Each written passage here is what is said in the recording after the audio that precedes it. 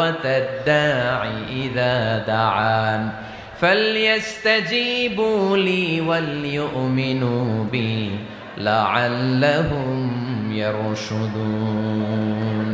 রব্বুল আলামিন বলেন, নবী হে, আমার বান্দারা যখন তোমাকে জিজ্ঞেস করে আমি কোথায়, তুমি বলে দাও ইন্নী করিব, আমি কাছে। আল্লাহু আকবার, তিনি কাছে।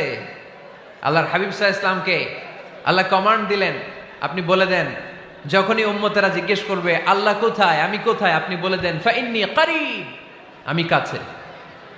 আরেক জায়গায় আল্লাহ ব্যবহার করলেন আকরাব, কাছে না।